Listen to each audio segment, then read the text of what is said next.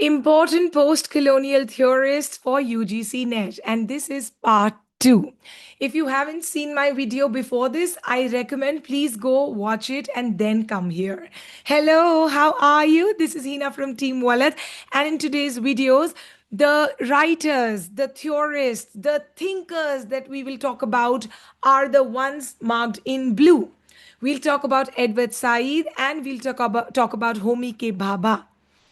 Before this, the video that I had made, in that we spoke in detail about Frantz Fanon and how he speaks about how colonialism affects the psychology, right? And next we spoke of Ashcroft, Griffiths, and Tiffin, who wrote The Empire Writes Back, right? In which they spoke of language, that how the language is recreated by the post colonial writers. Easy. Now, talk about Said and Bhabha in this video. But before that, tomorrow is Mother's Day. So here is wishing all the mamas who are listening to me right now, or all the children who have mamas, go and wish them happy Mother's Day. I know they do a lot. We might sometimes feel it is not enough, but they do whatever they can within their capability, right? There is no benchmark or no standard which has been set that above this is a good mama, or below this is an okay mama. All mamas do within their capabilities, within what they have, the resources to do the best for us. So for my mother, I love you, and for your mother, go and tell them that you love them too, right? Chalo, let's start. Edward Wadi Said is his complete name.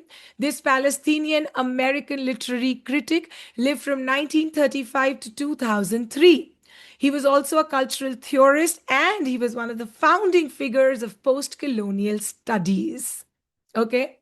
He taught English and comparative literature at Columbia University. And the book that gave him a stand throughout the world is his 1978 book named Orientalism. Okay, so he's Edward Said. Please look at him. We will talk about him throughout now. Orientalism is his book. First, I'll tell you about the major works, the names of which are important for you to remember. Orientalism, of course, is an important book by Said. Then comes The Question of Palestine, published in 1979. Then his book covering Islam was published in 1981. Then Said's book, The World, the Text, and the Critic, was published in 1983, followed by Culture and Imperialism, published in 1993. Then came Representations of the Intellectual by Edward Said, which was published in 1994. And then he wrote Out of Place, published in 1999. Just do a quick look on these works, okay? Oh God, his features are so sharp. Look at that face of Edward. Okay, now let's talk about Orientalism. Said describes the Western way of representing the East, and in East also, especially the Middle East and Asia. According to Said, West has created a very stereotypical image of this East or this Orient. How? The West have called the Orient as irrational, backward, uncivilized, mysterious, inferior, whereas the West portrays itself as rational, modern, and superior. This is called Eurocentrism. When Europe considers it to be superior or modern, or everything should be around or centric to Europe, whereas the Orient is considered inferior, this image that was created by the West is called Eurocentrism. These representations of inferiority were closely connected with colonialism and imperial power, because of which the West justified domination over Eastern societies. Think about it. To start with, why did West come and start dominating over the Eastern societies? Because they created a stereotype that you're inferior, you have caste system. And that is why I genuinely feel that now we should stop talking about caste, and more we should be one nation. We should say, I'm an Indian. I am an Indian, right? All Indians together We are Indians. That can lead to a better peace and a peaceful society, I'm sure. Now, a major argument of this book, Orientalism, is that knowledge and power are interconnected. Obviously, right? When the West says it has more knowledge, so it shows more power, and then it justifies the colonialism that it spread. Now, Said was very much influenced by Michel Foucault, and Said argued that Western literature, Western travel writing, Western media has represented, the representations that all this West literature has done, that has produced knowledge about the Orient, the inferior knowledge about the Orient, which helped Europe control and dominate Eastern countries. What was exactly I was saying a little while ago. Therefore, literature and culture indirectly supported imperialism, right? This term will be colonial ideology and cultural imperialism. Very important when you're reading about Orientalism. Next, what does Said say in his book? The Orient or East was denied power to represent itself.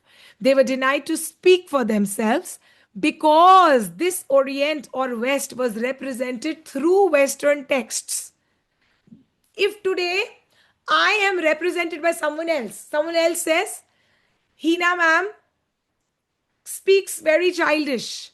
Hina has this particular, voice in herself. I am not allowed to speak up for myself. That's exactly what Orientalism book discusses. That the East was not given the voice to speak, not given the power to represent itself. The voices came only through the Western text or the Western discourse. And therefore, the Orientalist discourse was silenced. It was completely silenced and also misrepresented by these colonial societies, by the societies which colonized us. Okay? Next, what does Orientalism book talk about? This book became highly influential in literary theory, cultural studies, post-colonial criticism, and it later influenced theorists like Homi K. Bhabha and Gayatri Chakravarti Spivak. And the good news is that today I'm going to discuss about Homi K. Bhabha also. And in my next video, I'm going to talk about Gayatri Spivak. Okay? Did you understand completely about Orientalism? Yes? Now, can I move to another important book by Edward? It's called Culture and Imperialism. It is an extension of his book Orientalism. This book, Culture and Imperialism by Said, was published in the year 1993, and it examined that how Western cultural institutions, especially the novel, yes, the novel that we read, that novel supported imperial attitudes, that novel maintained imperial attitudes.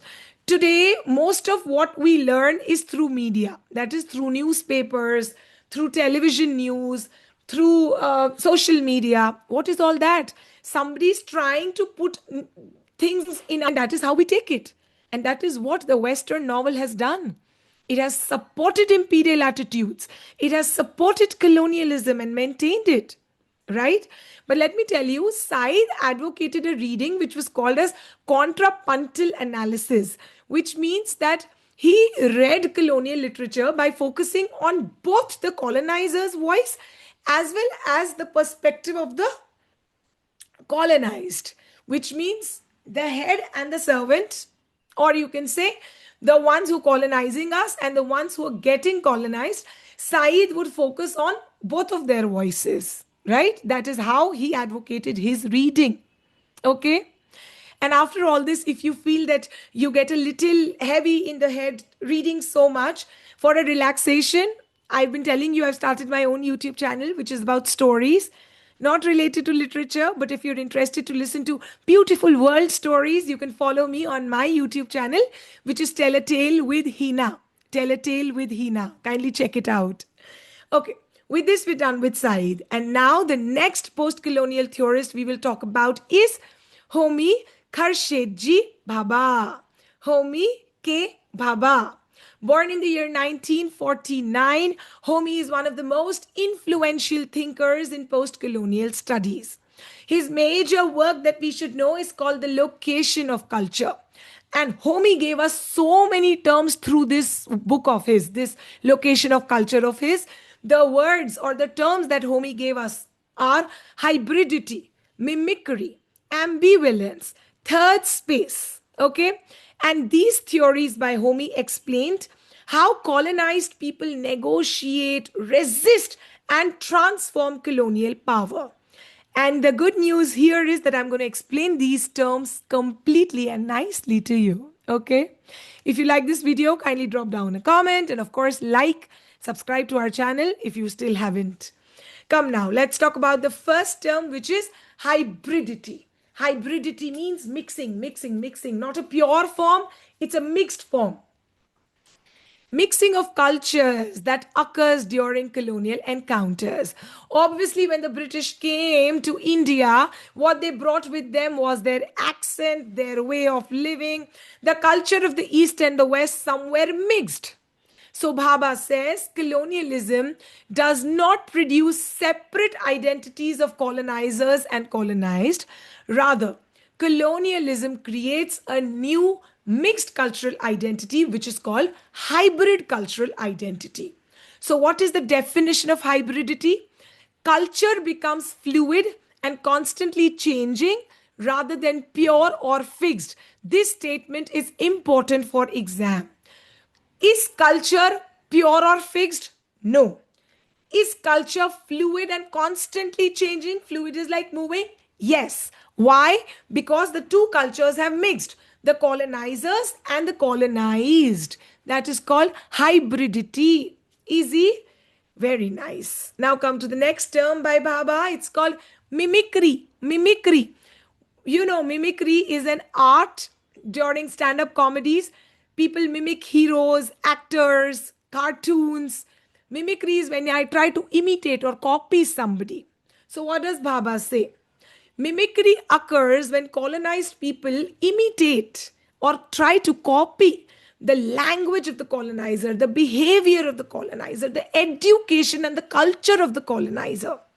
But Baba says this imitation or copying is never complete because colonized never become fully same or completely same like the colonizers. In fact, colonized become almost the same, but not quite. So mimicry is imperfect and therefore it creates an anxiety. Both, for the colonizer, it creates an anxiety, right? The colonized, it creates an anxiety for the colonized. It's not colonizer here. This incomplete or imperfect mimicry creates anxiety for the colonized, whereas it weakens the power of the colonizer. Okay, right? So now tell me the definition of mimicry.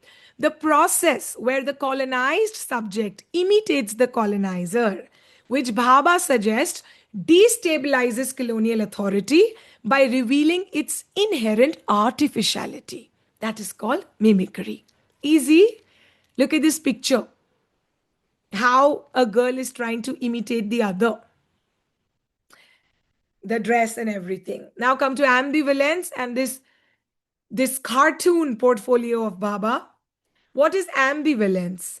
The contradictory relationship between colonizer and colonized. Contradictory, opposite.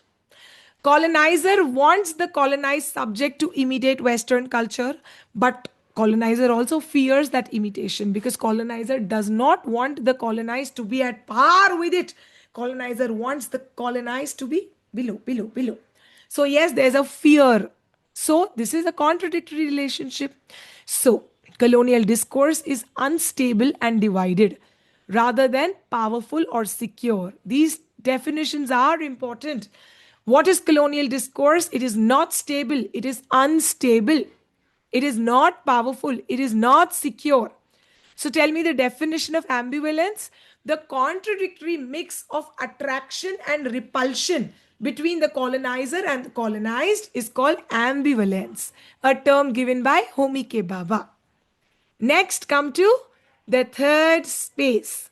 What is the third space? It's a space in between cultural space where interaction between cultures happen. This interaction creates new meanings and new identities. So the space where two cultures interact with each other, it's the third space. And because of this interaction, cultures are not pure or original. They are constantly changing. And how are they shaped? Through negotiation and interaction. The more you will become, listen to me, the more you will try to imitate me, but that imitation will not be complete or perfect. You and I will interact in a space which is the third space, which will change our cultures, which will not make it pure. Rather, the culture will completely be shaped or changing constantly through negotiation and interaction between you and me. This third space challenges fixed identity. This third space challenges fixed ideas of nation, culture, and identity. So now give me the definition of the third space: a liminal or in between space where cultural differences are negotiated and new identities are formed is called the third space by Homi K. Bhabha. So now I will summarize Bhabha. Oh, there's one more term. Let's read it. Then we'll do the summary. The next term given by Bhabha in location of culture is stereotype and fixity. What does that mean? Bhabha explains that colonial discourse depends on stereotypes, which means representations. Colonized peoples are represented as inferior, uncivilized, backward. And this stereotype creates fixity. That is, colonized are shown as unchanging and permanently different from Europeans. Okay? That's stereotype and fixity. Easy. Now you should know Bhabha actually combined his post colonial theory with post structuralism. And Bhabha was strongly influenced by Said, Foucault, Derrida, and Lacan. Okay, these are the influences on Bhabha. Now come to conclusion. Homi K. Bhabha's, whatever we theory, the theory that we read right now, theory of hybridity, that he developed in his book called The Location of Culture, that was published in 1994. This theory refers to the creation of mixed cultural forms, that is, new mixed cultural form, when colonial powers and colonized subject interact with each other. This interaction challenges the idea of pure culture. It views identity as an ambivalent, constantly changing, in between or interstitial space rather than a fixed binary. Culture is not a fixed binary. Culture is not pure. It's ambivalent, constantly changing, and it's in between or the third space that has been created. Okay? Nice. Another book which is very important when we talk of Bhabha is Nation and Narration. It was actually edited by Bhabha. Published in the year 1990, Nation and Narration was edited by Bhabha, and this work deconstructs essentialist views of the nation as a natural or a stable identity. It's like deconstruction. Nation is not stable, it is constantly changing. Easy. I think we've done very well with Edward W. Said and Homi K. Bhabha. With this, I end today's lecture. In my coming lecture, I'm going to complete this series of important post colonial theorists by talking about the last theorist in this series, and she is Gayatri Chakravarti Spivak. So, follow my coming lecture for more. This is Hina from Team Walak. Take very good care of yourself. Bye bye.